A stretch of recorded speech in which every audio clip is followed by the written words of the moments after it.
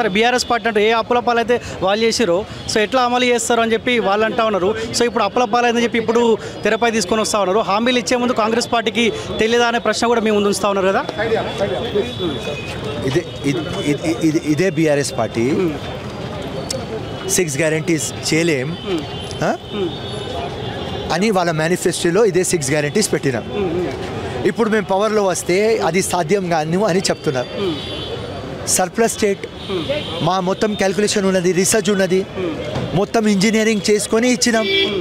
100% ఇస్తాం, no doubt. ఇదే question నాకు 6 months తర్వాత నువ్వు అడుగు.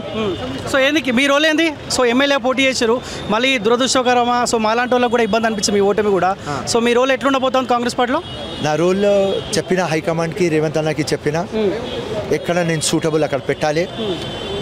జీవితం అంకితం చేసిన 24/7 పబ్లిక్ కాబట్టి ఒకవేళ మీరు నాకు పొజిషన్ ఇస్తే ఈ సిస్టంలో వస్తా. ఈ సిస్టంలో వస్తే అకౌంటబిలిటీ, ట్రాన్స్పరెన్సీ, పబ్లిక్ దగ్గర పోతా. గ్రౌండ్ నుంచి వచ్చినా కాబట్టి ఎక్కడ కాంగ్రెస్ వీక్ ఉన్నది అక్కడ పోయి గట్టిగా చేస్తా. సిటీ కాదు మొత్తం స్టేట్ తిరుగుతా అండ్ కాంగ్రెస్కి గట్టిగా చేస్తా, రేవంత్ రెడ్డికి ఇంకా గట్టిగా చేస్తా. సో ఏం ఎక్స్పెక్ట్ చేస్తారు? మంత్రి పదవేనా? చెప్పినా ఇస్తారని నమ్మకం ఉన్నది, ఆశ కూడా ఉన్నది. అండ్ ఇస్తే కూడా గుడ్, ఇవ్వకపోతే కూడా వెరీ గుడ్. గతంలో పదే చెప్తుండే హోం మంత్రిగా నేను ఉంటే సో మంచిగా ఉంటుందన్న ఆలోచన ఉంచారు. సో అదే తరహాలో మీరు కొట్లాడారు, పార్టీని కూడా ముందు తీసుకెళ్ళారు, అధికారంలోకి వచ్చింది. సో ఆ పదవి మీద ఇంకా ఆశ ఏమైనా ఉందా? ఇప్పుడు ఏ పోర్ట్ఫోలియో వస్తుంది ఇప్పుడు నా చేతిలో లేదు తమ్ముడు.